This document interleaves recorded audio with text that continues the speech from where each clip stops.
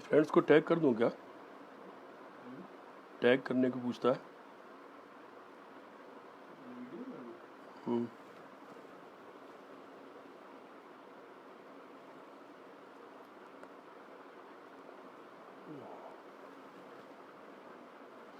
नमस्ते इमरान जी, कैसे हैं? विनोद सिंह जी नमस्कार। प्रशांत शुक्ला जी नमस्कार। हाँ मुनेश, कैसे हो? कुशाग्र जी नमस्कार। अजय खन्ना जी नमस्कार। हाँ सोनी जी नमस्कार। आप तो शेयर करती रहती हैं अपने काफ़ी। सुप्रिया जी नमस्कार। हाँ कुशाग्र जी। मुकुल शर्मा जी नमस्कार। शालिनी जी नमस्कार। जुनैद जी नमस्कार। लेकिन आप लोग रुके रहिएगा, अभी शुरू करता हूँ। आज एक मैंने विषय पहले ही लिख दिया था।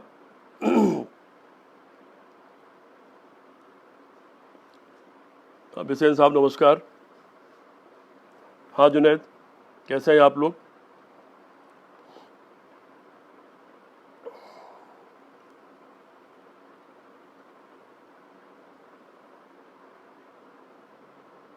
दरअसल आज मन में आया कि हम लोग पूरी ज़िंदगी कांग्रेस से लड़े हैं, जब से छात्र राजनीति शुरू की। ये गुंजन वत्सी नमस्कार। छात्र राजनीति से लेकर के और लगातार अपनी पॉलिटिकल लाइफ में लगातार और यहाँ तक कि जो कविता लिखे, लेख लिखा, वो भी सब कांग्रेस के खिलाफ ही लिखते रहे ज़िंदगी भर हम लोग। तो आज मेरे मन में आया कि कभी मुड़कर देखना चाहिए और उसकी समीक्षा करना चाहिए कि हमने क्या किया, उसके पीछे क्या सच था, क्या गलत था, और रीथिंक जरूर करना चाहिए चीज़ों को। उससे परिणाम सही निकलते हैं और आप आगे के लिए सही निर्णय ले पाते हैं। तो मैंने सोचा कि बहुत सारे साथी हैं, बहुत से नौजवान लोग हैं जो इतिहास नहीं जानते हैं, और 10-20 साल पुरानी बातें भी बहुत लोगों को नहीं पता होंगी, क्या घटना घटी, क्यों हुआ, कैसे हुआ, किसने किया। तो नौजवान बहुत जुड़े हुए हैं मेरे साथ। मैं चाहता था कि उनके माध्यम से, अभिषेक जी नमस्कार, लोगों को जानकारी मिले कि हम लोगों ने एक लंबे समय कांग्रेस के खिलाफ लड़ाई लड़ी है, क्यों लड़ाई लड़ी, क्या हुआ, फिर उसकी समीक्षा भी करें, उसकी क्या बुराइयां हैं उस पर भी कुछ बात करें। और अब अक्सर मैं कांग्रेस के पक्ष में लिख देता हूं, तो बहुत से लोगों ने सवाल उठाया कि मैं कांग्रेस का प्रवक्ता हो गया हूं क्या? नहीं दोस्तों, मैं कांग्रेस का प्रवक्ता नहीं हूं। हमजा बिलाल जी नमस्कार। बस मैं हिंदुस्तान का प्रवक्ता हूं, हिंदुस्तानियत का प्रवक्ता हूं और इंसानियत का प्रवक्ता हूं। जो भी मैं लिखता और बोलता हूं वो इंसानियत और हिंदुस्तानियत के प्रवक्ता के रूप में बोलता हूं, अपने जमीर के को जवाब देने के लिए बोलता हूं।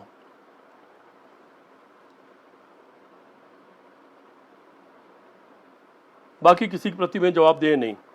इधर मैं जो लिख पढ़ भी रहा हूं लगातार, ये साफ कर दूं, जो लोग सुन रहे हैं और जो बाद में सुनेंगे, वो किसी राजनीतिक दल के नाते मैं नहीं लिखता हूं, किसी राजनीतिक दल के प्रवक्ता के रूप में भी नहीं लिख रहा हूं। अभी हम लोग घर में बंद है, राजनीति बंद है। अभी हम जो भी लिख रहे हैं, पढ़ रहे हैं, कविता कहानी कुछ भी हम सोच रहे हैं, कुछ लिखते हैं, कुछ शेयर करते हैं, वो सब सिर्फ हिंदुस्तान के नागरिक के रूप में करते हैं। और मैंने कहा कि मैं हिंदुस्तानियत और इंसानियत का प्रवक्ता हूं, आजकल उसी के नाते लिखा और पढ़ रहा हूं, इसलिए इसको किसी पार्टी पॉलिटिक्स से जोड़कर न चला जाए। बस 5 बज रहा है, 1 मिनट बाद शुरू करता हूँ। हाँ अनिल, हाँ सुनना, आज कांग्रेस के बारे में कुछ बोलूँगा। गोपाल राय जी नमस्कार। तो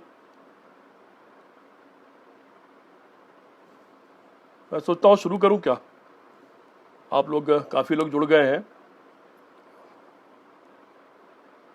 बाकी लोग जुड़ते रहेंगे, साथी लोग, और देखते रहेंगे। 1 मिनट और इंतजार करते हैं और फिर शुरू करते हैं।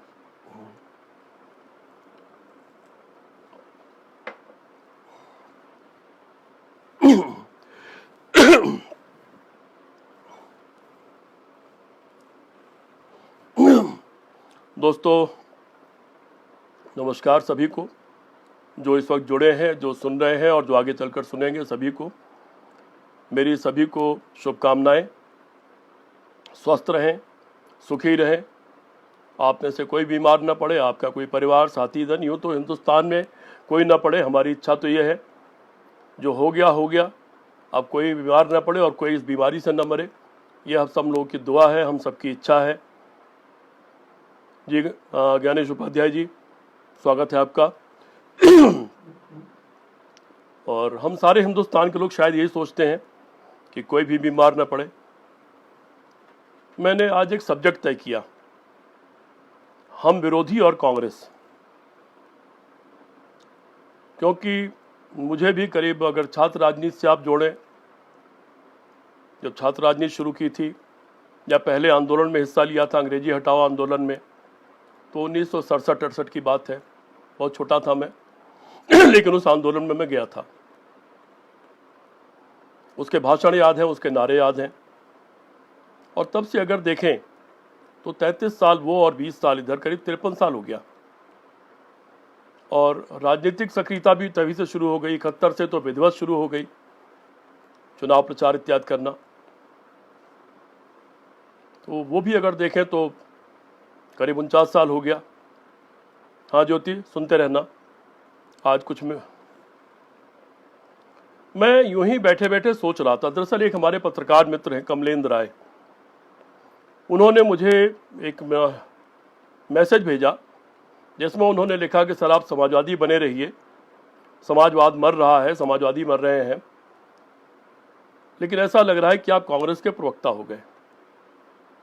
मैंने उनको जो जवाब दिया, उनको भी मैंने लिखा कि आज मुझे सुनिएगा जरूर। हाँ नमस्ते श्रुति बहन। मैंने उनको जो जवाब दिया कि मैं भारत का प्रवक्ता हूं, इस वक्त भारत खतरे में है, कोई पार्टी खतरे में नहीं है, कोई जाति और धर्म खतरे में नहीं है, संपूर्ण भारत, समस्त हिंदुस्तान खतरे में है। और जाति और धर्म तो इस देश में खतरे में शायद लंबे अरसे से कभी भी कोई नहीं रहा। बनाया जाता है, नेताओं की नौटंकी होती है। वो जो जाति को खतरे में बताते हैं वो भी नौटंकीबाज नेता है, और जो धर्म को खतरे में बताते हैं वो सब भी नौटंकीबाज नेता, महाबेईमान नेता है। दोनों ही दोनों ही इनका सिर्फ शोषण करते हैं अपने फायदे के लिए। मैंने पहले आंदोलन का जिक्र किया। हम लोगों ने पहला जो आंदोलन किया था 67-68 में, और वो पूरे देश में चला था, पूरे भारत में, अंग्रेजी हटाओ आंदोलन, जिसमें हम लोग अंग्रेजी में लिखे हुए नेम प्लेट बोर्ड या तो तोड़ देते थे या उस पर कालिक पोत देते थे। और हम लोगों का उस वक्त नारा था ABCD हाय हाय, अंग्रेजी में काम न होगा फिर से देश गुलाम न होगा। उस आंदोलन में तोड़ फोड़ भी हुई थी काफ़ी जगह, और वो बहुत बड़ा छात्र आंदोलन, युवा आंदोलन था पूरे देश का, समाजवादियों द्वारा किया गया था, समाजवादी योजन सभा द्वारा किया गया था। देवव्रत मजूमदार साहब हो या अन्य तमाम देश भर में फैले हुए, उसमें छात्र संघों में भी ज़्यादातर अध्यक्ष समाजवादी हो गए थे, और वो सारे अध्यक्षों के आह्वान पर था वो। फिर मैंने सोचा कि जब हमने वो नारा लगाया था कि अंग्रेजी में काम ना होगा फिर से देश गुलाम ना होगा, तो हुआ क्या? हम सबके बच्चे तो अंग्रेजी स्कूल में पढ़े, हम खुद अंग्रेजी में की जरूरत महसूस करते हैं, अंग्रेजी बोलते हैं, पढ़ते हैं। तो हमारा नारा तो खोखला था, हमारा नारा तो गलत था, वो आंदोलन भी गलत था। इसका मतलब जब हम खुद ही उसी में, अगर हमने कोई आंदोलन चलाया तो कम से कम हमारी उस विचारधारा के लोग, विपक्ष के लोग जो अंग्रेजी हटाओ आंदोलन चला रहे थे, उन सारे लोगों को तो अपनी जिंदगी भर उस पर टिके रहना चाहिए था, और उस विचारधारा को मानने वालों को भी टिका रहना चाहिए था। पर टिका तो कोई नहीं, सब हिंदी की सिर्फ वकालत करते रहे और अपने बच्चों को अंग्रेजी स्कूल में पढ़ाते रहे, विदेश में पढ़ाते रहे, उनका कैरियर बनाते रहे। वैसे ही जैसे कहते हैं चलो लड़ जाओ मर जाओ, अपने बच्चे को सुरक्षित कहीं और भेज देते हैं सारे नेता। किसी नेता का बच्चा किसी आंदोलन में मरा नहीं आज तक। सुना आपने कभी? मरने के लिए औरों के बच्चे होते हैं। तो ये पहला आंदोलन था मेरी जिंदगी का, अंग्रेजी में काम ना होगा फिर से देश गुलाम ना होगा। अब अंग्रेजी में काम हो रहा है लेकिन देश गुलाम तो नहीं हुआ, हम तो झूठे साबित हो गए। उसके बाद रेलवे का बहुत बड़ा आंदोलन हुआ, वो दुनिया का सबसे बड़ा आंदोलन माना जाता है, जॉर्ज फर्नांडिस साहब के नेतृत्व में, क्योंकि रेलवे के बहुत बड़े नेता थे वो। लाखों करोड़ की संपत्ति नष्ट हुई, लाखों करोड़ का नुकसान हुआ देश को, काफी दिनों तक दिक्कत रही। परिणाम क्या निकला उसका। और फिर उसके बाद हमारा आंदोलन आता, तमाम छोटे बड़े आंदोलन होते रहे कांग्रेस के खिलाफ। और फिर शुरू हो गया हमारा आंदोलन, जो एक हॉस्टल के खाने के खर्चे पर शुरू हुआ था। उसकी फीस वृद्धि हो गई थी गुजरात में, वहां से बिहार पहुंचा और धीरे धीरे वो कांग्रेस विरोधी आंदोलन बन गया, जिसे जेपी आंदोलन हम लोग कहते हैं। संपूर्ण क्रांति नारा है, भावी इतिहास हमारा है। अब सत्ता नहीं बल्कि व्यवस्था परिवर्तन होगा। ये सारे नारे, ये सारी बातें हुई जयप्रकाश आंदोलन में। और जयप्रकाश आंदोलन की परिणति क्या निकली?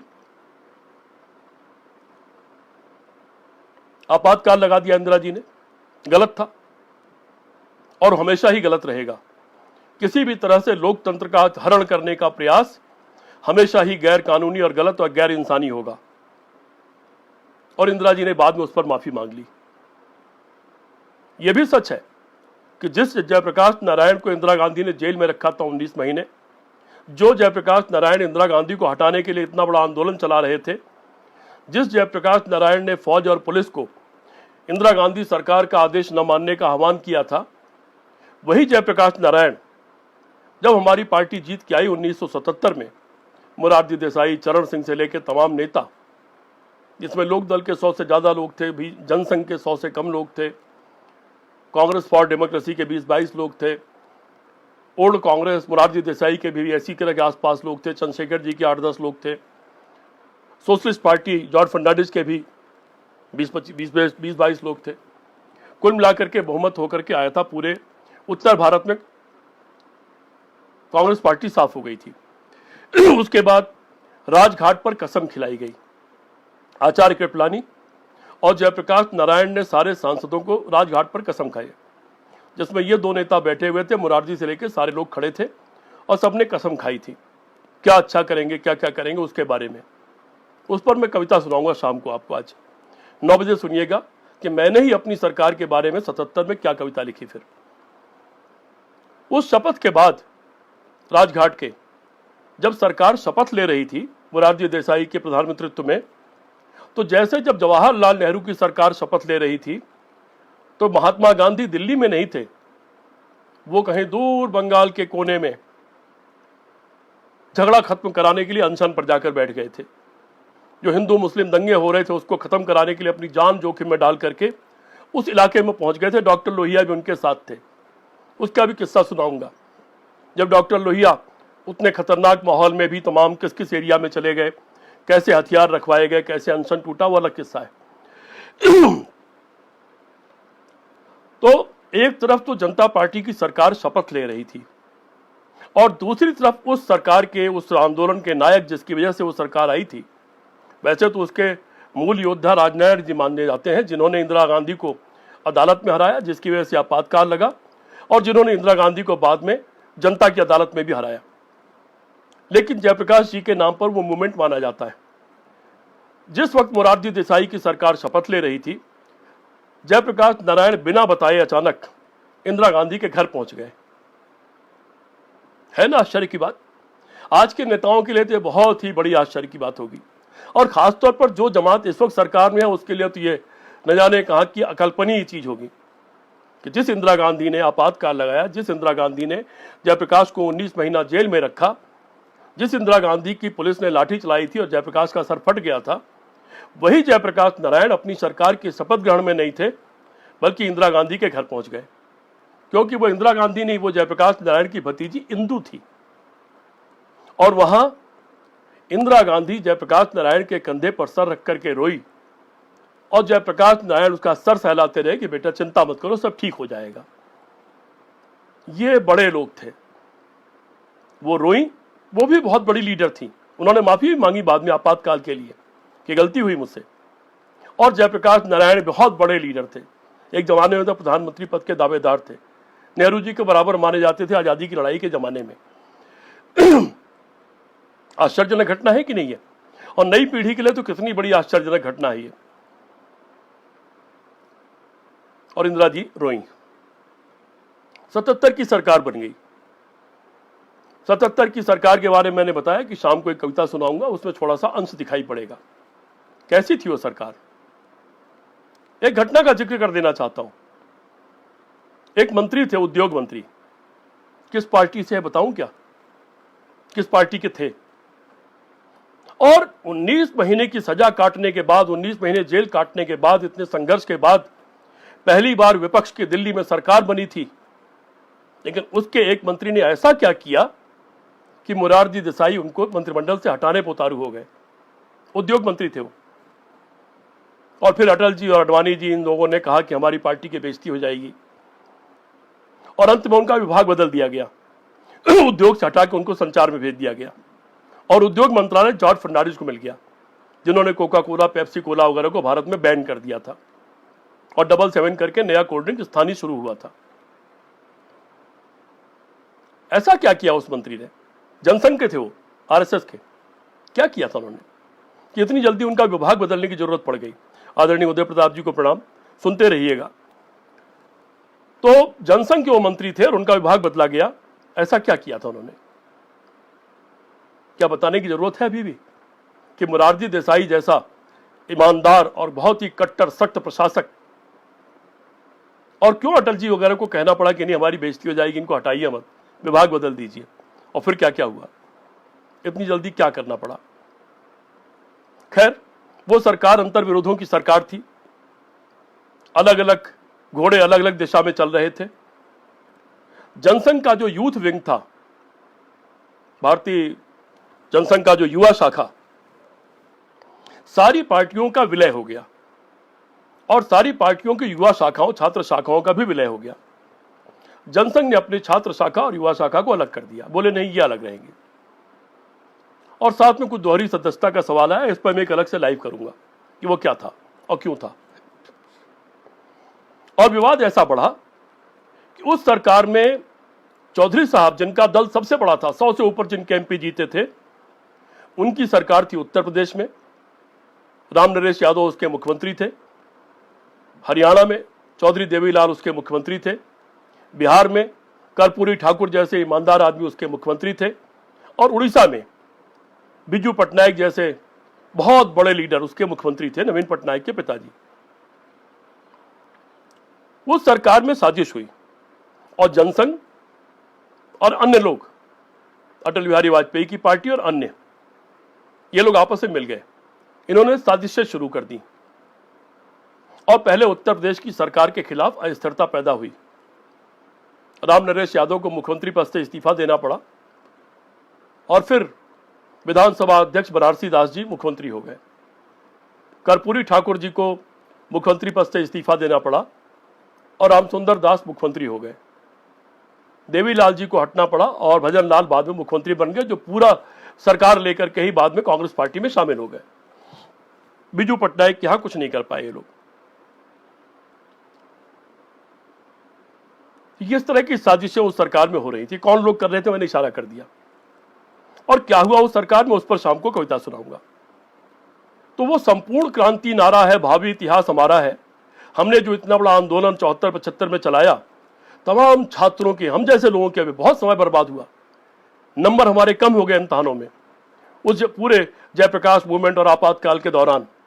और हम लोग क्या क्या प्रचार करते रहे, तमाम झूठे प्रचार आपातकाल में हम लोग करते रहे। नहीं होता था कहीं, लेकिन हम लोग नाखून खिंचवा दिया, कील गड़वा दी, और यानी क्या क्या प्रचार हमने किया। आरएसएस उसके पीछे होता था, वही मसाला बांटता था। उस मसाले को लेकर के हम लोग जो युवा थे वो पर्चे जगह जगह डाल करके आते थे, जो बाद में बच गए थे। और एक बड़े पैमाने पर हम लोगों ने अफवाह फैलाई कांग्रेस के खिलाफ। जबकि सच्चाई ये है कि आपातकाल में ये देश की जितनी आप चौड़ी सड़कें देख रहे हैं, ये 1/3 थी। सारी सड़कें एक एक दिन में 2-2 किलोमीटर सड़क रात को बन जाती थी, और वो सड़कें 15 साल तक टूटी नहीं। तमाम विकास हुआ, तमाम प्लांटेशन हुआ। हाँ, नसबंदी भी हुई, ये भी सच है। उसमें कुछ जाति भी हुई, ये भी सच है।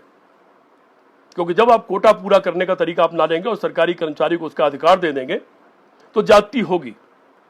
क्योंकि हमारा सरकारी कर्मचारी अंग्रेजों का प्रशिक्षित कर्मचारी है।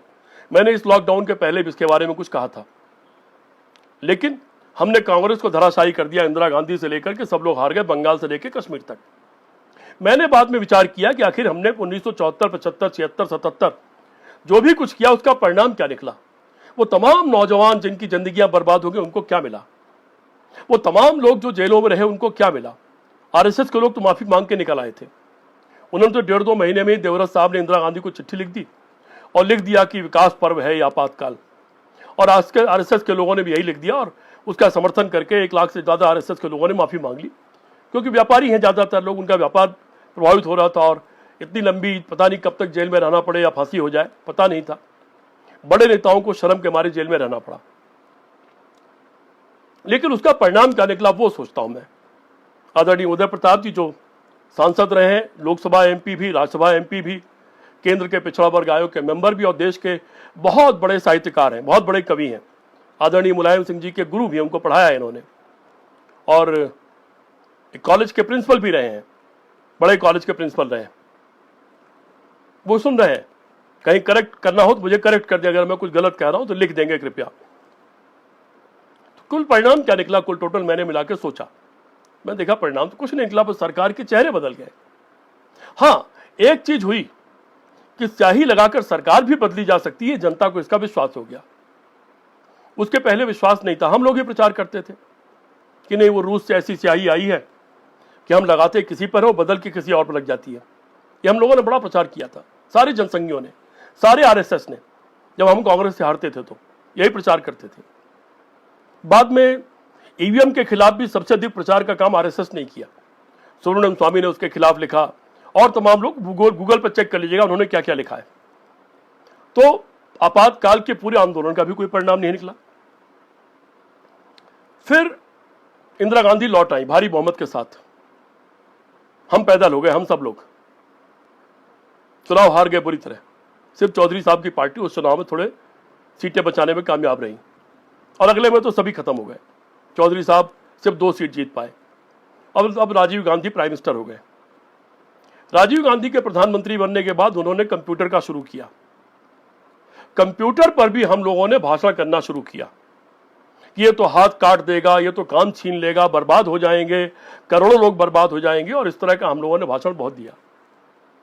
अटल बिहारी वाजपेयी जी जो बड़े नेता थे जनसंघ के, वो बैलगाड़ी पर संसद भवन गए। उस समय संसद भवन में इतनी सख्ती नहीं थी अंदर जाने पर, हम लोग भी अंदर सीधे चले जाते थे गेट से और रिसेप्शन तक। अटल बिहारी वाजपेयी बैलगाड़ी पर संसद में गए कंप्यूटर का विरोध करने के लिए। लेकिन आज परिणाम क्या है? आज डिजिटलाइजेशन की बात हो रही है, ई गवर्नेंस की बात हो रही है, और कौन लोग कर रहे हैं?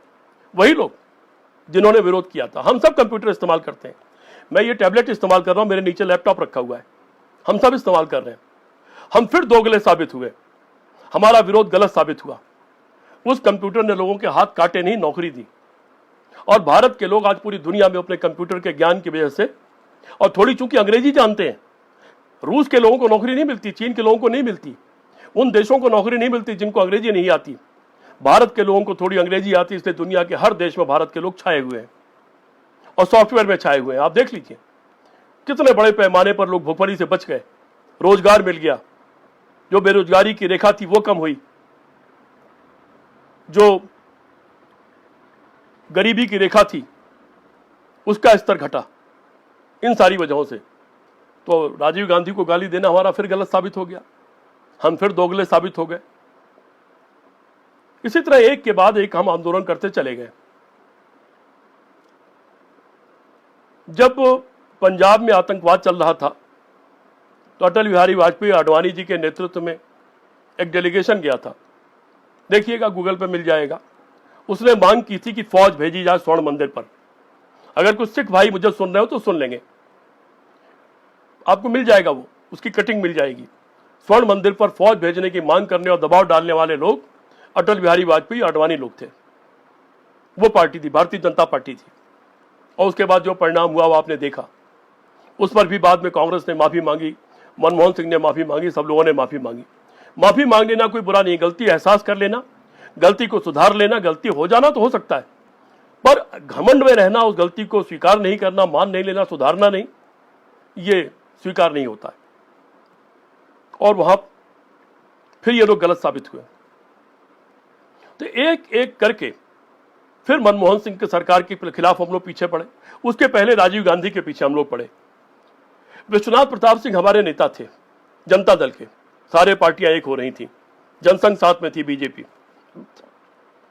विश्वनाथ प्रताप सिंह अपनी जेब से एक कागज निकालते थे और कहते थे, ये है मेरे पास बोफोर्स की दलाली का सबूत। जिस दिन सरकार बन गई 15 दिन के भीतर राजीव गांधी को जेल पहुंचा दूंगा, और ये है मेरे पास विदेश के खातों के सबूत जिसमें पैसा जमा है। यह विश्वनाथ प्रताप सिंह का भाषण होता था। हम लोगों ने भी समझा कि राजीव गांधी के वित्त मंत्री रहे, राजीव गांधी के रक्षा मंत्री रहे हैं, जरूर ये सच ही बोल रहे होंगे। हम लोग भी उनकी बात में आ गए और हमने भी बड़े बड़े भाषण दिए, बड़ी बड़ी सभाएं की। खुद विश्वनाथ प्रताप सिंह के साथ भी सभा करने का मौका मिला, देवीलाल जी के साथ भी। और उसमें हमने भी कहा जो विश्वनाथ प्रताप सिंह कहते थे कि अरे गोला फट जाता है, गोला उल्टा चला आता है, बोफोर्स बड़ी खराब तोप है। और उसका परिणाम ये निकला कि राजीव गांधी पूरी तरह बदनाम हो गए और हारे भी। बाद में कारगिल आ गया, पाकिस्तान की सेनाएं हमारे देश में घुस करके बैठ गईं। अटल बिहारी वाजपेयी की सरकार को पता तक नहीं था। बाद में उधर के इलाके के किसी रहने वाले ने पास के फौजी टोले को बताया, फिर किसी तरह सूचना पहुंचते पहुंचते फौज तक पहुंची, तब उनको बताया गया कि फौज आके बैठ गई है हमारे अपनी जमीन में। और फिर एक युद्ध हुआ क्योंकि फौज ऊपर बैठी हुई थी पाकिस्तान की। उस युद्ध में हमारे बहुत बड़े पैमाने पर सिपाही मारे गए और हमने अपनी वापस जमीन छीन ली। सुना है कि एक चौकी आज तक भी अभी नहीं मिल पाई है। लेकिन यह जनसंघ और आरएसएस का तरीका बड़ा महान है।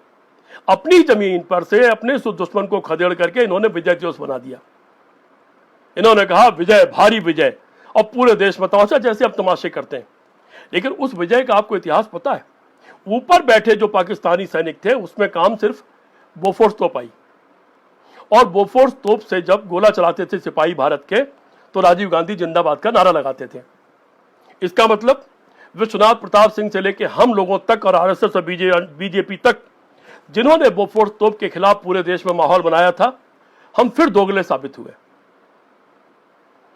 ये दोगले साबित होने का हम विपक्ष के लोगों का इतिहास रहा है, सिर्फ खींच मिटाने के लिए, क्योंकि हम कांग्रेस से जीत नहीं पाते थे। हम उससे मुकाबला उसके कार्यक्रमों से नहीं करते थे कि उन्होंने इतने आईआईएम बनाए तो हम इतने बनाएंगे, उन्होंने इतने एम्स बनाए तो हम इतने बनाएंगे, उन्होंने भाभा प्रमाण केंद्र बनाया तो हम 5 और बनाएंगे, उन्होंने इतने विश्वविद्यालय बनाए तो हम इतने और बनाएंगे, उन्होंने भाखड़ा नंगल बांध और इतने बांध बनाए तो हम इतने और बनाएंगे। इस पर हमने मुकाबला नहीं किया। हम या तो ABCD काम ना होगा, या संपूर्ण क्रांति नारा है, या पिछड़े वर्ग के लोगों तुम खतरे में हो, या अन्य लोग खतरे में हो, या हिंदू धर्म खतरे में हो। हम ये करते रहे और नेगेटिव प्रचार उनके खिलाफ करते रहे, और हमारे सारे प्रचार अंत में भोथरे और गलत साबित हुए। बीच में फिर विनोद राय CAG थे, रामदेव, और वो सफेद कपड़े वाला जो साधु है जो गंदी कर गया यमुना को, श्री, इन सब ने आरएसएस के नेतृत्व में आंदोलन चलाया। और उस आंदोलन में क्या था? लोकपाल आएगा, 100 दिन में अदालत गठित हो जाएगी, सारे भ्रष्ट नेता अधिकारी जितने होंगे सब जेल भेज दिए जाएंगे, 100 दिन में विदेश का सारा पैसा लौट आएगा, इत्यादि इत्यादि। यही सब बातें हुई थी, याद है ना आप लोगों को सब। और बाकी 15 लाख, 2 करोड़ नौकरी, 100 स्मार्ट सिटी और क्या क्या, ये सब तो लंबी कहानी है, 1 घंटा बोलना पड़ेगा क्या क्या बकवास कर चुके हैं सब लोग। और इसके जाल में हम लोग फंस गए और पूरा देश फंस गया। सरकार फिर दोबारा इनकी बन गई और दोबारा फिर पुलवामा ने बना दिया, जिस पुलवामा पे जांच नहीं करा रहे, जिस पुलवामा के बारे में बता नहीं रहे कि वहां पर 300 किलो RDX कैसे आया, कौन लेके आया, उसकी जांच भी कराने को तैयार नहीं है। तो जो जो कांग्रेस के खिलाफ हमने आंदोलन चलाए, उसका इतिहास, उसकी सच्चाई तो यह है। ऐसा नहीं कांग्रेस बिल्कुल दूध की धुली हुई है। दूध की धुली होती तो डॉक्टर लोहिया उसके खिलाफ 3 आना बनाम 15 आना का बहस नहीं छेड़ते। हमारी बहुत पुरानी मांग थी कि एक आदमी की आमदनी में 1 और 10 से ज्यादा का अंतर नहीं होना चाहिए। हम लोगों की बहुत पुरानी मांग थी कि कृषि को भी रोजगार का दर्जा दो, और कृषि का विकास अगर गांव का विकास नहीं होगा तो यह देश कभी सुरक्षित और संपन्न नहीं होगा। यह हमारी शुरू से मांग थी। हम लोग हमेशा से मजदूरों के हित में मांग करते रहे, मजदूर आंदोलनों में हम लोगों के लोग काम करते रहे, कम्युनिस्ट पार्टी के लोग काम करते रहे। यूं तो बीजेपी के भी कुछ लोग मजदूर आंदोलन चलाते हैं, छोटा मोटा, कांग्रेस का भी मजदूर आंदोलन है, लेकिन समाजवादियों और कम्युनिस्टों का कम से कम मजदूरों को लेकर के हमेशा एक रवैया रहा। और यही रहा परिणाम कि एक लंबी लड़ाई के बाद उनका 8 घंटे की ड्यूटी तय हुई, उनकी मिनिमम वेजेस तय हुए। ठीक है, कांग्रेस ने एक साथ 65,000 करोड़ रुपया किसानों का कर्जा माफ कर दिया। उसके पहले हम लोग की सरकार के जमाने में भी कुछ इस तरह की चीजें हुई। मुलायम सिंह की सरकार के जमाने में बेरोजगारी भत्ते और कन्याधन टाइप की चीजें हुई। ये सब चीजें हुई, अलग अलग लोगों ने किया है, लेकिन कांग्रेस की भी कमियां रहीं। उस कमियों की वजह से ही कुछ चीजें पिछड़ गईं। लेकिन टोटल कांग्रेस के खिलाफ जो हम लोग आंदोलन चलाते रहे, जिन मुद्दों पर चलाते रहे, उसमें तो हम झूठे और गलत साबित हुए। आज जब मैं बैठता हूं और कुछ लिखने के लिए, कुछ बोलने के लिए, तो मैं कंपैरिजन करता हूं। मैंने अभी तारीफ भी की कुछ लोगों की। अटल बिहारी वाजपेयी ने जाकर के संयुक्त राष्ट्र संघ में हिंदी में भाषण दिया। उसके पहले गौरी शंकर राय दे चुके थे, लेकिन वो बड़े नेता नहीं थे, इसलिए उनको बड़ा प्रचार नहीं मिला। बड़े नेता थे वो, लेकिन बड़ा नाम नहीं था उनका। सांसद थे, चंद्रशेखर जी उनको अपना गुरु कहते थे। उसकी तारीफ हम सबने की। अटल जी की कविता की तारीफ हम सबने की है, लेकिन दंगों की तारीफ तो नहीं कर सकते। सफाई होगी, हटेगा, नया बनेगा, इसकी तारीफ तो नहीं कर सकते। और जब आपके पास सपने, सिद्धांत और संकल्प नहीं होते, जिसका मैं जिक्र कर चुका हूं, जब आपके पास वैकल्पिक कार्यक्रम की सोच नहीं होती, तो आप कभी जात के झगड़े चलाते हो, कभी धर्म के झगड़े चलाते हैं। कभी कोई रथ यात्रा जात के नाम पर निकलती है, तो कभी कोई रथ यात्रा धर्म के नाम पर निकलती है। और रथ यात्राओं का इतिहास है कि रथ जब जब निकला है, तब तब तबाही मची है। वो रथ, चाहे वो जो पुराने जमाने में लोग यज्ञ किया करते थे तरह तरह के नाम से, और रथ निकलता था, जो रोकेगा वहां युद्ध होगा, उन यज्ञों का अलग अलग नाम होता था। या इस जमाने में जो अडवाणी ने रथ निकाला, मुरली मनोहर जोशी भी चले थे, जहां हुए बलिदान मुखर्जी, वो कश्मीर हमारा है। पर आप नए लोगों को शायद नहीं पता होगा कि यहां से चले तो बड़े रौब से, लेकिन जो जो बम्बई पास आया, उनको कोई गोली के धमाके सुनाई पड़े तो रुक गए और खबर करा दी कि सड़क टूट गई है, आगे नहीं जा पा रहे। सारे लोग जा रहे थे, वो नहीं जा पा रहे थे। उन्होंने नरसिम्हा राव जी को खबर की, एक बार मदद कर दीजिए, मेरी बात पूरी हो जाए, मैं लाल चौक पर झंडा फहरा लूं, फिर कभी मैं ऐसा हरकत नहीं करूंगा। तो AM-32 जहाज में बैठा करके नरसिम्हा राव जी ने उनको पहुंचाया कश्मीर, और कश्मीर में आर्मी एरिया में रहे हैं। वहां पर उनको झंडा फहराने के लिए इंतजाम किया गया। जब झंडा फहरा रहे थे तो गोली के धमाके चारों तरफ टूटे, और एक मैगजीन ने लिखा था कि इनके हाथ से झंडा छूट के गिर पड़ा। और जब इनसे इंडिया टुडे के पत्रकार ने कहा कि अब तो आपने झंडा फहरा लिया, क्या कहेंगे, तो गिर गया। बोले चलो चलो भारत में चल के बात करूंगा। ये एक बड़ी मैगजीन ने लिखा था ये। तो इस तरह के इतिहास हम लोगों के आंदोलनों के और कांग्रेस के विरोध के हैं। अभी जब मैं बैठता हूं तो हर एक की अच्छी और बुरी बातें याद आती हैं। कंपैरिजन करता हूं कि वो थे तो उन्होंने क्या किया, 71 कैसे हुआ, 65 कैसे हुआ, कैसे हरित क्रांति हुई, कैसे श्वेत क्रांति हुई, कैसे ये देश मजबूत हुआ, कैसे इस देश के हिंद महासागर में अमेरिका का 7वां बेड़ा आ गया था, अमेरिका धमका रहा था भारत को, और कैसे इंदिरा गांधी ने उनकी धमकी सुनने से इनकार कर दिया और पाकिस्तान के 2 टुकड़े कर दिए और बांग्लादेश बना दिया। चंद दिनों में इतिहास और भूगोल दोनों बदल दिया इंदिरा गांधी ने। ये पता नहीं किस किस चीज की टींग हाँकते हैं, कहीं 2 गोली चला करके उन्होंने इतिहास और भूगोल बदल दिया। कैसे सिक्किम को 2 घंटे के अंदर भारत का एक प्रदेश बना दिया। ये सब याद आता है मुझे। और मुझे याद आता है कि मेरा गांव, जहां सड़कें नहीं थी, कहीं से नहीं आती थी, कोई सवारी नहीं होती थी। मेरे घर में पहली मोटरसाइकिल खरीद के आई थी 60 के दशक में। उसके पहले मेरे बचपन में कोई सवारी किसी के पास नहीं होती थी। साइकिल मिलती थी लोगों को दहेज में, वो भी बड़े घर वालों को। उस गांव को कुछ साल पहले ही 4 सड़कें जोड़ती हैं। हर दरवाजे पर मोटरसाइकिल खड़ी है, गरीब के, अमीर के, दलित के, पिछड़े के, अगड़े के, सबके दरवाजों पर मोटरसाइकिल तो है ही है, कारें भी है लोगों के यहाँ, और 4 सड़कें जोड़ती हैं। मेरे गांव में भी सड़क बन चुकी है, ठीक है, मैंने बनवाई थी वो एक योजना के अंतर्गत, लेकिन बन चुकी है। इतना सारा काम हो चुका। स्कूल, अस्पताल, सब चीजें फैल गई।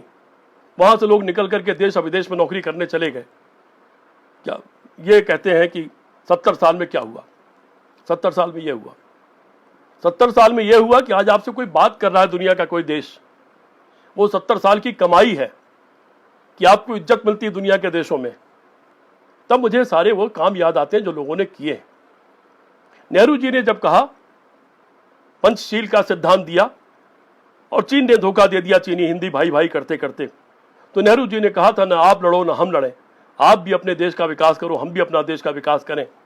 उन्होंने हथियार खरीदने के बजाय नहर पर ध्यान दिया, उन्होंने भाखड़ा नंगल बांध पर ध्यान दिया, उन्होंने एम्स और इस तरह की संस्थाओं पर ध्यान दिया। बोले यहाँ अस्पताल चाहिए, स्कूल चाहिए, कॉलेज चाहिए, इंजीनियरिंग कॉलेज चाहिए, भारत हवा परमाणु केंद्र चाहिए। उन्होंने उन चीज़ों पर ध्यान दिया, फौज पर ध्यान नहीं दिया। वो धोखे में आ गए, इसलिए 62 पे हमको धोखा हुआ, लेकिन 65 में हमने मार गिराया, छीन ली जमीन। ठीक है, लौटा दी, क्योंकि हम जमीन दूसरों की जमीनों पर कब्जा करना हमारी नीयत नहीं है, हमने लौटा दी। लेकिन अभी तो बांग्लादेश को कितने हजार कितने लाख हेक्टेयर जमीन इस मोदी सरकार ने दे दिया पिछले दिनों। पढ़ लीजिएगा, ये भी खोल लीजिएगा, जान लीजिएगा, इस सरकार ने बांग्लादेश को दिया है उतनी जमीन। तो मैं जब कंपैरिजन करने बैठता हूं तटस्थ रूप से, मैंने पहले ही कह दिया कि मैं किसी पार्टी के प्रवक्ता के रूप में नहीं, मैं हिंदुस्तानियत और इंसानियत के प्रवक्ता के रूप में बोल रहा हूं। और आजकल जो भी लिख रहा हूं इस लॉकडाउन में, वो हिंदुस्तान और हिंदुस्तानियत और इंसानियत के प्रवक्ता के रूप में लिखता हूं। किसी को बुरा लगे तो लगे, मैं तो उस पार्टी में जिसमें मैं खुद महत्वपूर्ण पदाधिकारी था, जिसकी सरकार थी, कोई सरकार से लड़ता नहीं, सरकार से लोग कृपा चाहते हैं, सरकार से लोग भीख मांगते हैं, सरकार से लोग सुविधा और फायदा चाहते हैं। मैं उस सरकार के खिलाफ, अपनी सरकार के खिलाफ लड़ चुका हूं। जब रामपुर तिराहे पर पुलिस ने ज्यादती की थी उत्तराखंड की महिलाओं के साथ, और उसके बाद जब अखबारों पर हल्ला बोल मेरी पार्टी का हुआ था, तो याद होगा कुछ साथियों को, मैं अकेला था जिसने हल्ला बोल का विरोध किया था। ये लोकतंत्र विरोधी है, ये देश विरोधी है, इससे पार्टी का नाश हो जाएगा, और हुआ। उसका विरोध किया था मैंने, और उसके बाद भी जब कोई गलत चीज दिखी तो मैंने उसका विरोध, जब जितना बड़ा विरोध जिस फोरम पर करना चाहिए था वो किया, और 2 बार अपनी पार्टी से निकाल दिया गया। ठीक है, मेरे मुलायम सिंह जी मुझे मानते थे या मुझे उपयोगी मानते थे, वो खुद मुझे बुला लेते थे, ले गए, कहा ठीक है गलती हो गई, छोड़ो, तुम भी भूल जाओ कि मैंने निकाला, मैं भी भूल जाऊं कि तुमने कुछ कहा। ये सब होता रहा। लेकिन इसलिए बता रहा हूं कि जिनको ये लगता है कि मैं किसी पार्टी का विरोध कर रहा हूं, वो गलत है। मैं विरोध गलत बात का करता हूं, मैं गलती का विरोध करता हूं और सच के साथ खड़ा रहता हूं। कुछ अच्छा करो तो, मैंने एक दिन कहा तो था, कुछ तो ऐसा करो हम कह सके कि आप मेरे प्रधानमंत्री हो। मुझे अब लिखना पड़ता है कि आप आरएसएस के प्रधानमंत्री हो। आरएसएस वो जिसका कोई रजिस्ट्रेशन नहीं है, आरएसएस वो जिसकी कोई जवाबदेही नहीं है, आरएसएस वो जो चुनाव नहीं लड़ती, आरएसएस वो जो समाज में कहीं दिखती नहीं।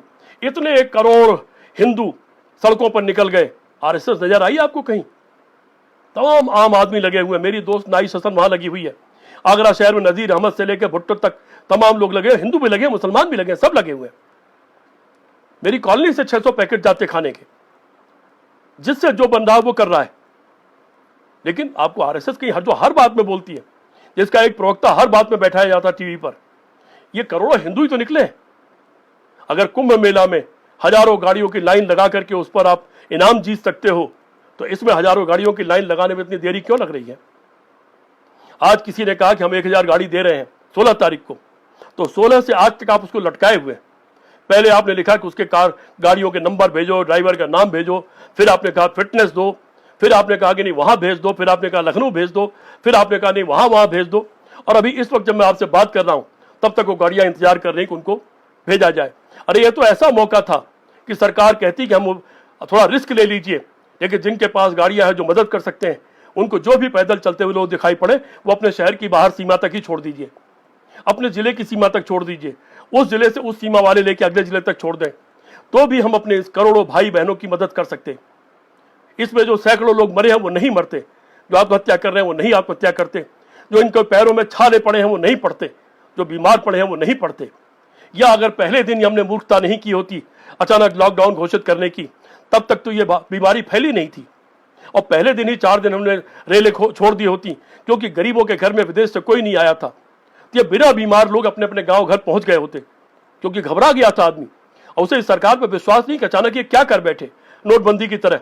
और पता नहीं कितने लंबे समय तक ये खाना पीना तक मुहाल ना होने दे, मिलने न दे। इसलिए गरीब परेशान है, वो सोचता घर जाके मरे।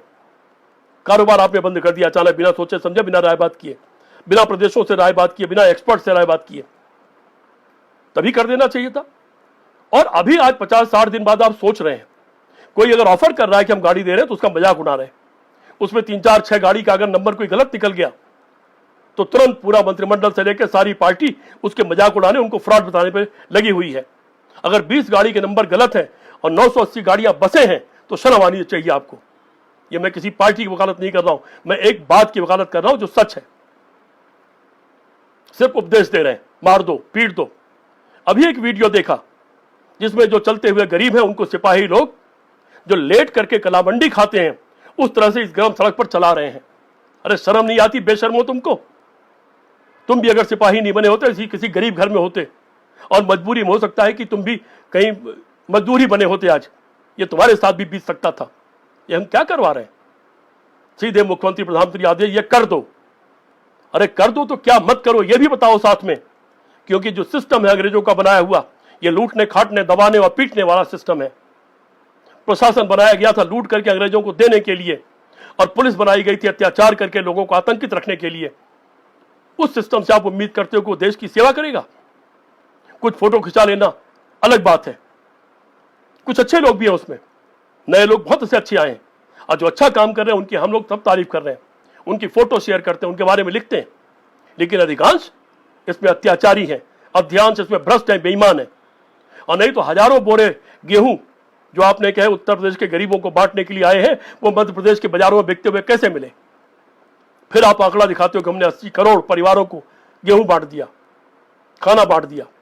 80 करोड़ परिवार, 80 करोड़ का परिवार हो गया 8 पंजे 40, 400 करोड़ से ज्यादा, 4 लाख करोड़ से ज्यादा जनता,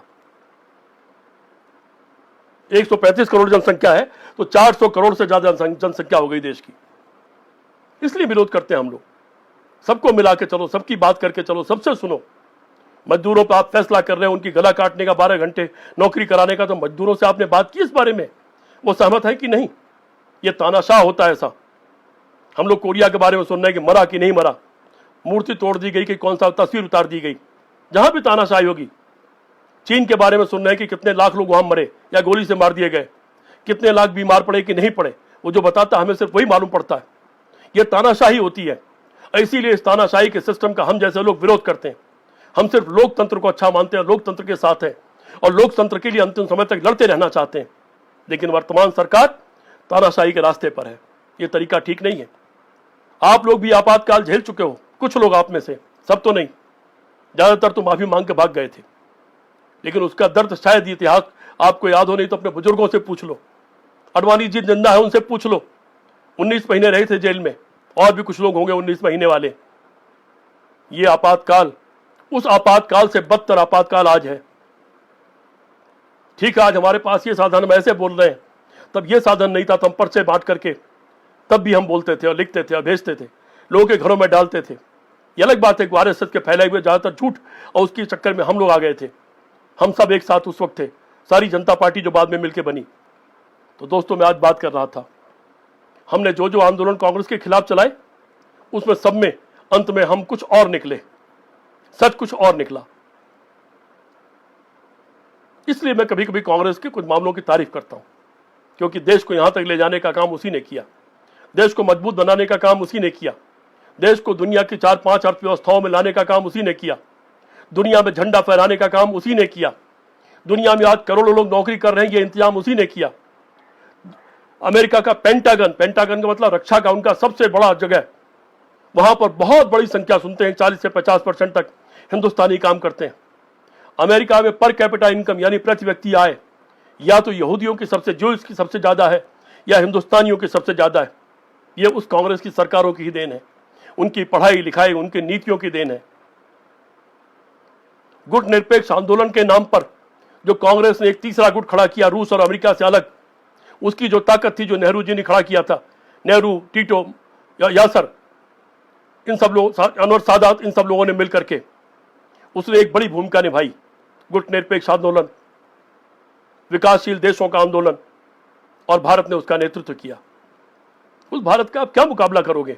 झूठ से, फ्रॉड से, धोखे से, छल से, हिंदू मुस्लिम करके।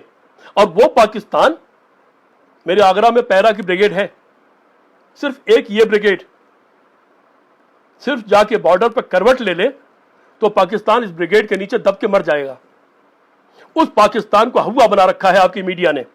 आपकी मीडिया जानबूझ के कह रहा हूं, इन हरामखोरों ने उसको हुआ बना रखा है। रोज सुबह से शाम तक पाकिस्तान पाकिस्तान पाकिस्तान रट रहे हैं। ये पाकिस्तान में टमाटर है कि नहीं? पाकिस्तान में कौन मर गया?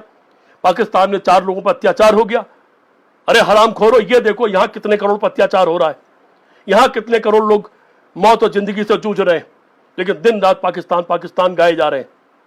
तब घृणा होती है। और ये अपने मन से नहीं कर रहे हैं, सरकार करवा रही है। संघी जो घुसे हुए हैं सारी मीडिया में वो कर रहे हैं ये। और वो लगातार जिंदा रखना चाहते हैं हिंदू मुसलमान की नफरत को। एक तरफ हम तस्वीरें दिखाते हैं, जगह जगह से आ रही है, मेरठ में पुजारी मर गया, उसका कोई रिश्तेदार नहीं आ पाया, सारे मुसलमानों ने उसको कंधा दिया और सब जय श्री और राम का नारा लगाते हुए उसका ले जाकर अंत्येष्टि की। 1 2 नहीं 15 20 अब तक हम लोग ऐसी चीजें पोस्ट कर चुके हैं। दिल्ली के दंगों में हिंदुओं ने मुसलमानों को बचाया, मुसलमानों ने हिंदुओं को बचाया, मुसलमानों ने मंदिर बचाए, हिंदुओं ने मस्जिद बचाई और सिखों ने दोनों को बचाया। उसकी बात नहीं करेंगे। कुछ ऐसी कहानी बनाएंगे किसी तरह नफरत पैदा हो और यह नफरत जिंदा रहे, जिससे इसके नाम पर चुनाव जीता जा सके। सिर्फ चुनाव जीत के क्या कर लोगे? कितने दिन चल लोगे? एक दिन तो तुम्हारी यह पोल भी खुल जाएगी। एक चुनाव और भी जीतने की कोशिश कर लो। तुम्हारा मकसद है केवल चुनाव जीतना। मैंने पहले भी कहा था, सरकार बनाने का मतलब होता है देश बनाना। देश बनाने के बारे में सोचो, देश को मिलाने के बारे में सोचो। इस देश के 135 करोड़, तुमने कहा था ना 135 करोड़, 2 बातें याद आ गई अचानक मुझे। जिस दिन सर रखा था संसद के सीढ़ियों पर, मैंने उसी दिन लिखा था, मुझे थोड़ा तकलीफ हो रही है क्योंकि श्रीमान ने जिस जिसके सामने सर झुकाया उसी को बर्बाद कर दिया। मेरी संसद को भगवान सुरक्षित रखना। और आपने अपने पहले भाषण में कहा था, मेरी सरकार गरीबों के लिए समर्पित है। यही गरीबों की समर्पित सरकार कि आज करोड़ों गरीब सड़क पर भूखा प्यासा मर रहा है, तड़प रहा है भूख से प्यास से, और अभी बहुत दिन तक भूखा रहेगा, प्यासा रहेगा। रोजगार के लिए भटकेंगे 40-50 करोड़ लोग। यही थी आपकी गरीब के प्रति समर्पण। समझ में आ गया, जिसके सामने सर झुकाओगे उसे बर्बाद कर दोगे। इसलिए हमारी आपसे लड़ाई है। अभी आप ये नीति बदल दो, अभी कल मैं फिर तुरंत लाइव करूंगा और आपकी उस बात की तारीफ करूंगा। अगर कुंभ मेले के लिए उतने 1000 बसें चल सकती है, उसकी लाइन लगा के फोटो खींची जा सकती है, तो तमाम प्रदेशों में आपकी ही सरकारें हैं। और न भी सरकारें हो तो आप तो बड़ा भारी संगठन है, दुनिया का सबसे बड़ा संगठन, और सबसे बड़े संगठन के पास उतनी गाड़ी घोड़ा और ताकत और पैसा रुपया भी है, सबसे अधिक पैसा भी आपके पास है। क्यों नहीं सब ताकत लगा दी आपने? या तो रोकने में, अगर उन्हीं गरीबों को वहीं वहीं आप पूरी ताकत लगा करके खाना पीना सब चीज आराम से देने लगते तो कोई क्यों भागता? और उनको आश्वस्त करते टीवी पर आकर के, सिर्फ एक लाइन बोल करके कि कल से बंद रहेगा, बल्कि ये बताते कि कल से हर एक को खाना मिलेगा। 1-2 दिन परेशानी हो सकती है, तीसरे दिन तक चिंता मत करना, बस मैसेज कर देना, कोई नहीं निकलता, सब वहीं रहते और सारा कारोबार ठीक से चलता रहता। या आप ये नहीं कर पाए, आप अयोग्य साबित हुए, आप नहीं समझ पाए, देख नहीं पाए, क्योंकि गरीबों के बारे में आप सोचते नहीं हो, सिर्फ पूंजीपतियों के बारे में सोचते हो। नहीं सोच पाए तो जब ये करोड़ निकलने लगे तब अचानक आदेश कर देते कि अगले 3 दिन तक सारी ट्रेनें, सारी बसें चलेंगी, सब अपने अपने घर चले जाएं। और फिर एक बार जब लॉकडाउन खत्म होगा, बीमारी खत्म होगी, फिर 3 दिन तक 4 दिन ट्रेन और बस सब चलेंगी, सिर्फ आप लोगों के लिए, जिससे आप वापस आकर के अपना काम फिर संभाल सको। तब हम मानते कि आप कल्याणकारी राज्य की बात में यकीन करते हो, तब हम आप मानते, तब आप गरीबों को समर्पित सरकार हो, लेकिन आप ऐसा नहीं करते। इसलिए दोस्तों, आज जो मैंने लाइव किया और कुछ घटनाएं सुनाई, आंदोलन तो हजारों और सैकड़ों हैं, लेकिन कुछ बड़े आंदोलनों का जिक्र किया हमने, जो कांग्रेस के खिलाफ लगातार बोला और हम अंत में दोगले और झूठे साबित हुए, तो मुझे अफसोस होता है। कांग्रेस की नीतियों से, हमारी बहुत सारी नीतियों से हमारा नाइत्तेफाकी है। कांग्रेस में भी पावर की केंद्रीकरण से हमारी नाइत्तेफाकी है।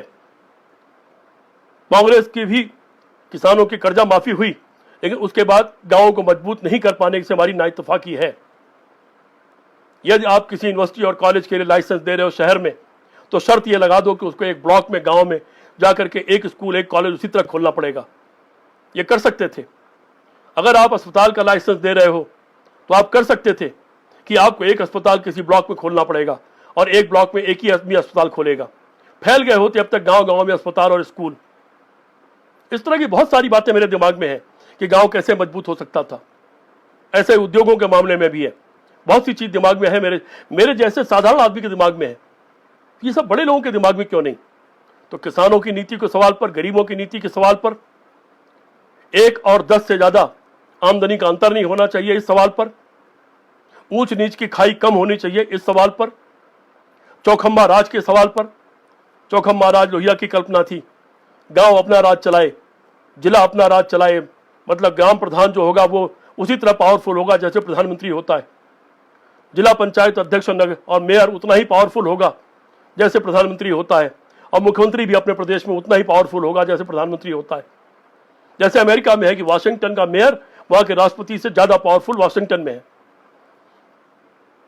हम लोग चौखंबा राज में यकीन करते थे, नहीं हुआ कांग्रेस सरकारों में। उस पर हमारा ऐतराज कांग्रेस से है। हम चुनाव के कुछ सुधार और चाहते थे, उस पर हमारा ऐतराज कांग्रेस से है। पूंजी के वितरण के सवाल पर हमारा ऐतराज कांग्रेस से है। लेकिन उससे ज्यादा खतरनाक तो यह साबित हो रहा है, किसी एक व्यक्ति और एक खानदान के हाथ पर बहुत सारा कारोबार हो, सारी चीजें बनाने लगे। गांधी इसके खिलाफ थे, समाजवादी भी इसके खिलाफ थे, लोहिया जेपी भी इसके खिलाफ थे। इस पर कांग्रेस से हमारा ऐतराज है। बहुत सारे सवाल हैं जिस पर हमारा कांग्रेस से ऐतराज है, हम उसका खिलाफत करते हैं और वो खिलाफत हम करते रहेंगे। लेकिन उसके बावजूद इतिहास ने, इतने दिनों ने, इस सरकार के 6 साल के अनुभव ने, हमारी भी सरकारों के अनुभव ने हमको यह बताया है कि इन सब सरकारों से बेहतर कांग्रेस सरकार चलाना जानती है। वो दुनिया के साथ चलना जानती है, कदम से कदम मिलाकर चलना जानती है।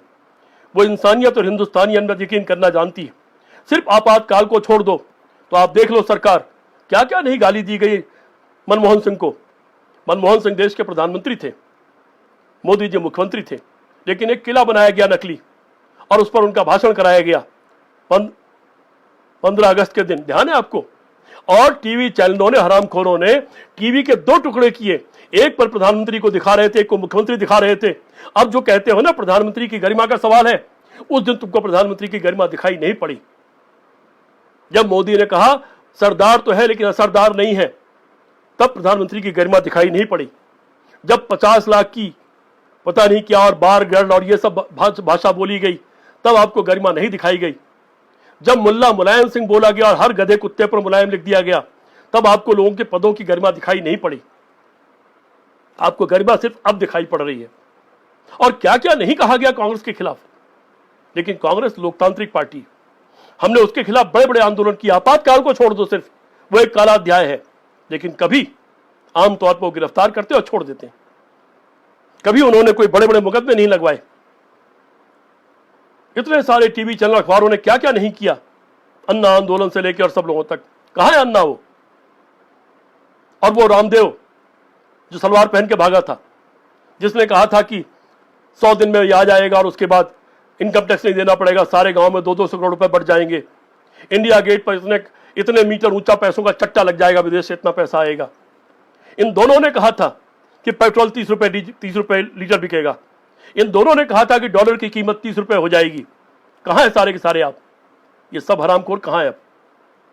इन सब ने झूठ बोला था इस देश से, इसलिए इनके लिए मेरे मुंह से अपशब्द भी निकल रहा है। हरामखोर अगर शब्द है तो इन सब ने झूठ बोला। और एक सोचे समझे तरीके से विनोद राय ने, जो सीएजी थे, उन्होंने उतने लाख करोड़ की बेईमानी निकाल दी जो आज तक सिद्ध नहीं हो पाई 6 साल की सरकार में। 2G 3G, और अब उससे महंगा बेच रहे हैं। और आपके साथ हमारे आपके टेलीफोन और हमारे आपके जो डाटा मिलता है वो महंगा होने जा रहा है और ज्यादा। तो इस तरह से दोगलेपन की नीतियों से आंदोलन चलते रहे। कांग्रेस की कद्र मेरे मन में इसलिए है, उसने आजादी की लड़ाई भी लड़ी। नेहरू बैरिस्टर थे, बड़े खानदान के थे। इंदिरा गांधी उस छोटी उम्र में आंदोलन कर रही थी। जब जेल गए थे नेहरू जी, तो यह नहीं पता था कि कल प्रधानमंत्री बनेंगे। किसी विदेशी सरकार में आप जब जेल जाते हो तो फांसी होगी कि बाहर निकलोगे मालूम नहीं होता। प्रधानमंत्री बनने के लिए नहीं गए थे, मरने के लिए गए थे सब लोग, जो भी गए थे उस वक्त जेल। आरएसएस के लोग तो खैर मुखबिरी कर रहे थे, अंग्रेजों का साथ दे रहे थे। वो ये कह रहे थे कि अंग्रेजों से लड़ना नहीं है। अंग्रेजों के बजाय मुसलमान, ईसाई और कम्युनिस्ट हमारे बड़े दुश्मन हैं। ये उन्हीं का डायलॉग है, मेरा नहीं है। आपातकाल में माफी मांगी थी, बता ही दिया मैंने आपको, इन लोगों ने। और उस वक्त कांग्रेस पार्टी देश के लिए लड़ रही थी, उसके कार्यकर्ता मारे जा रहे थे। आपातकाल के बाद भी आजादी के बाद भी मारे गए। पंजाब का मुख्यमंत्री उड़ा दिया गया बम से, इंदिरा गांधी छलनी कर दी गई गोलियों से। जिसको कहा गया कि सिखों को निकाल दो अपनी सुरक्षा में से, उसने कहा नहीं, मेरे बच्चे हैं, मैं इनको निकालूंगी तो क्या मुंह दिखाऊंगी देश को, गलत संदेश जाएगा, उसको कहा गया था। राजीव गांधी के शरीर के टुकड़े नहीं पहचाने गए, कितने टुकड़े हो गए, किसके लिए मरे? कोई डकैती डालते हुए, तस्करी करते हुए, बलात्कार करते हुए, किसके लिए मरे ये लोग? और दो दो लाशें अपने हाथ में लेकर के चलने वाले लोग आज उस पार्टी में हैं। उनके खिलाफ अब क्या क्या नहीं बकते हो, शर्म नहीं आती? कुछ लिहाज, कुछ शर्म होनी चाहिए आंखों में, लेकिन शर्म नहीं है। क्योंकि 70 साल में कुछ नहीं हुआ। आजादी तो 2014 में आई है। भाभा परमाणु परमाणु केंद्र 2014 में बना है। और ये जो दुनिया के अंतरिक्ष में जा रहे हैं हमारे रॉकेट, ये सब 2014 से शुरू हुए। आप गए थे ना वहां वाहवाही लेने के लिए, जो नहीं पहुंच पाया चंद्रमा पर हमारा, अमूल लटका के लौट आए थे। उसको इवेंट बनाने के लिए गए थे कि इवेंट बनाना आपकी आदत है। ये सब किसके किए हुए काम है? 74 में भी एक परमाणु बम हुआ था सबसे पहले, जब कोई कल्पना नहीं कर सकता था, लेकिन उसका कोई दिवस नहीं मनाया गया, उस पर कोई जश्न नहीं मनाया गया और उसकी बरसी नहीं मनाई जाती। नरसिम्हा राव जी परमाणु विस्फोट करने वाले थे, परिस्थितियां कुछ ऐसी थी, कुछ दिन टल गया, उनकी सरकार चली गई। और फिर उन्होंने एपीजे कलाम से कहा, वो जब मिलने गए एपीजे कलाम उनसे, तो नरसिम्हा राव ने उनसे कहा कि तुम अटल बिहारी वाजपेयी से कहो कि मैंने कहा है कि उनको परमाणु विस्फोट अब कर लेना चाहिए, तैयारी पहले से पूरी है। और तब एपीजे कलाम ने अटल बिहारी वाजपेयी को जावा के बात बताई। अटल जी ने नरसिम्हा राव से बात की और फिर वो विस्फोट हुआ। खैर, अटल जी ने भी उसको कोई इवेंट नहीं बनाया था उस समय, लेकिन उसको अब आप इवेंट बनाते हो हर साल। किनके कर्म है वो सारे के सारे? मुझे अफसोस है जो हमने फर्जी बातें कही कांग्रेस के खिलाफ, जो हमने फर्जी आंदोलन चलाए ना समझी में कांग्रेस के खिलाफ, या लोगों की बातों में आकर के कांग्रेस के खिलाफ, उस पर अफसोस है। और कांग्रेस की बहुत सारी नीतियों से हमारा आज भी ऐतराज है, आज भी हमारा उससे विरोध है। एक हिंदुस्तानी के नाते, एक इंसान के नाते, एक भारत के नागरिक के नाते, जिससे जब विरोध होगा तब उसके ऊपर सीपी राय जैसे लोग बोलेंगे और बोलते रहेंगे। आपने गांधी को मार दिया, हमको भी मार दो, किसी को भी मार सकते हो, मॉब लिंचिंग के नाम पर मार ही देते हो, कोई चिंता नहीं है। लेकिन जो लोग ये सवाल उठाते हैं कि कांग्रेस की हिमायत आज आप क्यों कर रहे हो, इसलिए कर रहा हूं कि कांग्रेस ही आज केवल लड़ती दिखाई पड़ रही है, कांग्रेस ही केवल सच बोलती दिखाई पड़ रही है। कांग्रेस ने ही सबसे पहले, उसके नेता ने बहुत शुरू में कह दिया कि सुनामी आने वाली, समझ जाओ, और आपने नहीं माना, उनका मजाक उड़ाया, आपके मंत्रियों ने उनका मजाक उड़ाया। उसका परिणाम आज देश भुगत रहा है। अगर 12 फरवरी को उनकी बात मान ली गई होती तो वियतनाम की तरह से हम भी बिना लॉकडाउन के न जाने कब से इससे मुक्ति पा गए होते, लेकिन उनकी बात आपने नहीं मानी। पी चिदम्बरम ने कहा, पी चिदम्बरम ने उसके बाद 10 पॉइंट के पूरे प्रोग्राम दिए कि ये आर्थिक नीतियां अपना लो, सब चीजें संभल जाएंगी। लगातार ये लोग लिख रहे हैं, ये विरोध नहीं कर रहे हैं कि आप ये गलत कर रहे हो, ये बता रहे हैं कि आपको ये करना चाहिए। सकारात्मक विरोध, विरोध की भूमिका है, गलत पर विरोध करते हुए राय भी दे रहे हैं कि आपको ये करना चाहिए, लेकिन आपका अहंकार इनकी बातें सुनने को तैयार नहीं है।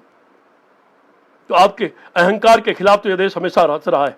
वो रावण का अहंकार हो, वो कंस का अहंकार हो, वो इंदिरा जी का भी जब अहंकार था तो उसके खिलाफ भी यह देश, उनको भी मजा चखा चुका है। सबके अहंकार के खिलाफ यह देश बोला है। आज हम आपके अहंकार के खिलाफ हैं, और इसलिए मैं कांग्रेस की उन बातों का समर्थन करता हूं जो वो सही कर रही है, जो सही बातें कर रही है, जो सही राय दे रही है देश हित में, मैं उसका समर्थन करता हूं, मैं उसको शेयर करता हूं। और ये चाहता हूं कि ज्यादा से ज्यादा लोग शेयर करें ताकि सरकार पर दबाव बने और सही काम हो। चूंकि उन्होंने लंबे समय सरकार चलाई, उनको मालूम है, वो सरकार के बारे में जानते हैं कि क्या काम करने से कैसे होगा। मैं आज भी पी चिदम्बरम का सुन रहा था, उन्होंने कहा हमको इससे कोई फर्क नहीं पड़ता कौन क्या रेटिंग हमको देता है, हमें अपना देश चलाना है, और रेटिंग चलाने वाले और दुनिया की एजेंसियां भारत नहीं चलाएंगी, पहले हमें अपना देश बचाना है। मैं इस बात के साथ हूं। और आप अहंकार की भाषा बोल रहे हो। अगर 1000 बसों में 2-4 नंबर कोई गलती से गलत चले गए तो मंत्री से लेकर के नीचे तक सबने उनको फ्रॉड और जाने क्या क्या कहना शुरू कर दिया। आपकी तो कोई बस नहीं निकली, पार्टी की, आरएसएस की कोई बस नहीं निकली, कहीं कोई पूरी आरएसएस से बीजेपी खाना खिलाती नहीं दिखाई पड़ी। हमारी पार्टी भी जगह खिला रही है। समाजवादी पार्टी के लोगों को हमने सड़क पर लोगों को बांटते देखा, और कांग्रेस तो बहुत बड़े पैमाने पर देश भर में चला रही है इस तरह की मुहिम, खाना बांटने की। तमाम इंडिविजुअल चला रहे हैं, जो लोग पार्टी में नहीं है वो लोग चला रहे हैं।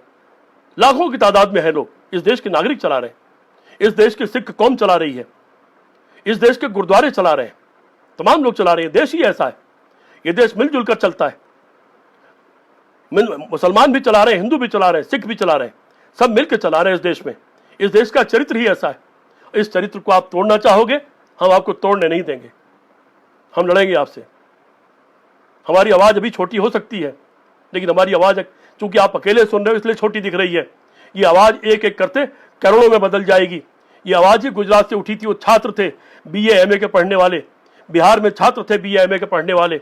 उस साल मैं भी बीए का ही छात्र था, और जब पहली बड़ी 2.5-3 लाख की सभा में मैंने भाषण दिया था, तब भी एमए प्रीवियस का छात्र था, चौधरी चरण सिंह की सभा में। और तब आपकी जमात मेरे भाषण को सुन करके मुझे जगह जगह बुलाने लगी थी, सीपी राय को बुलाओ, उनका भाषण होगा। तब एमए प्रीवियस का छात्र था मैं। तो इसलिए हम लोग डरने वाले लोग नहीं हैं, हमें आप डरा नहीं सकते। पत्रकारों के खिलाफ आप कितने मुकदमे कायम कर दो, और कितने भी पत्रकार आपके जर खरीद गुलाम हो जाएं, लेकिन यह देश न तो रुकेगा, न यह देश बिकेगा। यह देश टिकेगा और यह देश बचेगा, लेकिन आपकी नीतियों से नहीं। या फिर नीति बदलो, हम कल से आपकी तारीफ करेंगे। मित्रों, आज मेरा सिर्फ इतना उद्देश्य था, यह बताना कि आजकल मैं कांग्रेस के बारे में क्यों लिख रहा हूं, उसके बातों की क्यों तारीफ कर रहा हूं, और उसके बारे में इतिहास भी बताना जरूरी था कि हमने जो आंदोलन चलाए थे वो किस तरह हमारे गलत और झूठे साबित हुए, और उन आंदोलनों में बीजेपी और आरएसएस शामिल थी। अगर मेरी बात अच्छी लगे तो इसको फैलाइए, इस पर बात करिए, ज्यादा से ज्यादा तो लोगों तक पहुंचाइए, क्योंकि तभी अब जब जनता बोलना बंद कर देती। लोहिया ने कहा था कि जब चौराहे मौन हो जाते हैं तो संसद आवारा हो जाती है। जब चौराहे चुप हो जाएंगे तो संसद आवारा हो जाएगी। संसद का मतलब सरकार आवारा हो जाएगी। सरकार आवारा हो जाएगी तो फिर हमारा आपका क्या हल होगा, वो आप देख ही रहे आज क्या हो रहा है। इसलिए जो जहां हो मानते रहो किसी पार्टी को। अपने बाप के खिलाफ भी तो आप बोलते हो, अपनी मां के खिलाफ भी बोलते हो जब वो गलत करते हैं। भगवान के खिलाफ भी कभी कभी आप बोलते हो, हे भगवान तूने बहुत गलत किया हमारे साथ। बोलते हो कि नहीं बोलते हो? कुछ बुरा हो जाने पर क्या ये भगवान से बड़े हो गए? क्या ये माँ बाप से बड़े हो गए आपके कि आप इनकी गलती पर इनको नहीं बोलोगे? और नहीं बोलोगे तो भुगतोगे, वैसे ही भुगतोगे जैसे तमाम ऐसे देश जो तानाशाहियों में और गलत सरकारों में फंस गए वो भुगत रहे हैं। इसलिए बोलो, मैं चाहता हूं सब बोलो, जगह जगह से बोलो, इतनी जोर से बोलो कि बहरों के कानों तक आवाज पहुंच जाए और यह देश बचा लिया जाए। इस देश के गरीब बचा लिए जाए, किसान बचा लिए जाए। और ये आपने जान लिया, जब सब कारखाने कल सब चीजें बंद हैं, सारा पूंजीवाद बंद है, तो आज हम आप जिंदा है सिर्फ किसान के बूते पर, मजदूर के बूते पर। हमारे आपके घर में खाना पहुंच रहा है, खाना ही हमें जिंदा रखे हुआ है। और इस वक्त हमारे कपड़े नहीं बदल रहे हैं, इस वक्त हम सिर्फ खाना देख रहे हैं कि खाना मिनिमम कुछ मिल जाए। कुछ ज्यादा मिल जाता तो कोई पकवान बना करके कुछ लोग फोटो डाल देते हैं। मेरे जैसे लोगों को जो अकेले रहते हैं तकलीफ होती है देख करके, भाई मुझे नहीं मिल पा रहा है, लेकिन खुश इसलिए होता हूं चलो मेरे कुछ साथियों को तो मिल रहा है, उसकी खुशी होती है मुझे, और मैं तारीफ भी कर देता हूं उसकी।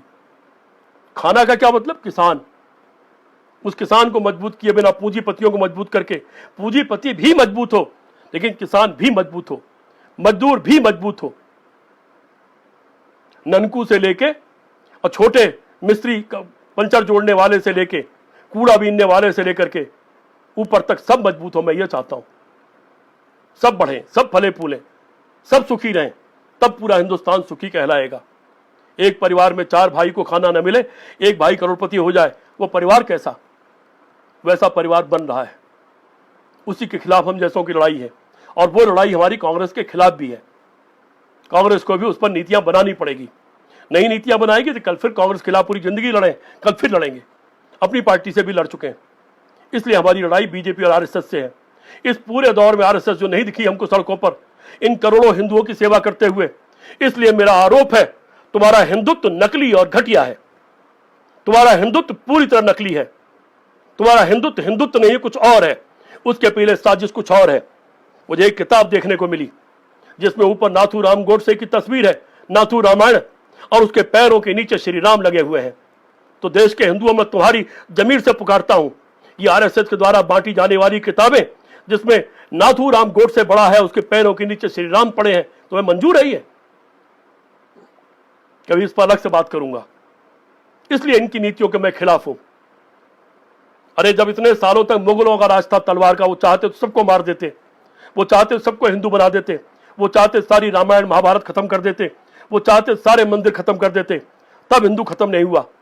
इतने साल अंग्रेजों का राज था, तलवार का राज, वो चाहते तो सबको ईसाई बना देते, सब मंदिर मस्जिद हमारे खत्म कर देते, तब भी हम खत्म नहीं हुए। अब जब हिंदू राष्ट्रपति, हिंदू प्रधानमंत्री, हिंदू मंत्री, हिंदू मुख्यमंत्री, हिंदू सेना अध्यक्ष, हिंदू पुलिस का चीफ, हिंदू सिपाही, हिंदू दरोगा, हिंदू ये हिंदू वो, सब कुछ हिंदू है, हिंदू पूंजीपति, हिंदू हर जगह हिंदू, हिंदू फौज का सेना अध्यक्ष, सब जगह हिंदू है, तब इन लोगों की सरकार में हिंदू खतरे में है। कैसे? वो पाकिस्तान जो दोनों एक थे, तब हमने तोड़ के मात्र चंद दिनों में उसको दो टुकड़े कर दिए। आज वो पाकिस्तान इस देश के लिए खतरा बना हुआ है इनके हिसाब से। ये फर्जी बातें बंद होनी चाहिए। आप लोग भी इन बातों को समझो और फैलाओ, बात करो आपस में, एक दूसरे से बात करोगे, बात होते होते करोड़ों तक पहुंच जाएगी। अब मैं समझूंगा कि मेरा लाइव करना सफल हो गया, ये देश बचाना है। और मैं ये नारा नहीं दूंगा भाजपा मुक्त भारत बनाना है। भाजपा भी रहे, कांग्रेस भी रहे, और भी रहे, सब रहेंगे तभी देश रहेगा। पर नीतियां बदलो, नीतियों के खिलाफ नीतियां बनाओ, विकास के खिलाफ वैकल्पिक कार्यक्रम पेश करो। और नहीं तो मैं भाजपा का संकल्प पत्र, घोषणा पत्र आपको पोस्ट कर देता हूं, दोबारा से पढ़ लो, उसमें क्या क्या इन्होंने कहा था, क्या क्या कर दिया। 6 साल हो गया, 6 स्मार्ट सिटी का नाम बता दो, 6 नए एयरपोर्ट बना दो, बता दो अंतरराष्ट्रीय स्तर के, 600 किलोमीटर नई रेलवे लाइन पूर्ण रूप से चालू बता दो, 6 बड़े कारखाने बना दो जिसमें 8-10 हजार आदमी काम करते हैं, 6 साल में कोई खुले हो, 6 साल में कोई 6 बड़े काम बता दो जो इस 6 सालों में इनका किया हुआ हो। फिर अपनी आत्मा पर, अपने दिमाग पर, दिमाग पर जोर देना, दिल पर हाथ रखना और सोचना इस सरकार ने हमको क्या दिया और इनको हमने क्यों चुना था। और मेरी बातें सुनना और सोचना कहां हम खतरे में हैं, किससे खतरे में हैं। मुसलमान तो कंधा दे करके और राम नाम सत्य करके हमारे लोगों को ले जाकर के उनका अंतिम संस्कार कर रहा, जिनके अपने परिवार के लोग नहीं कर पा रहे। हम दोनों एक दूसरे को बचा रहे हैं, खाना बांट रहे हैं। इसलिए मित्रों, मुझे अपने पुराने आंदोलनों पर आज अफसोस है जिसमें हमने झूठ बोला था। मैं उस पर खेद प्रकट करता हूं, उस पर मुझे शर्म है। जो अच्छे काम है उनकी तारीफ करता हूं, जो गलत काम है उनकी बुराई करता हूं, और जो गलत चीजें रहेंगी उसकी बुराई अभी भी होगी। इस सरकार से फिलहाल हम लोग पूरी तरह से निराश हैं, नाराज हैं, इसके खिलाफ है, इसके कर्मों के कारण खिलाफ है।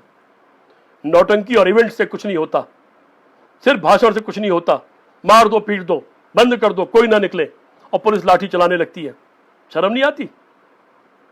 ये लाठी खाई है आप लोगों ने भी, दर्द भूल गए सरकार में आकर के। इसलिए और बात नहीं कहते हुए, कांग्रेस इन सबसे लाख गुना बेहतर थी। बहुत बहुत धन्यवाद। जय हिंद।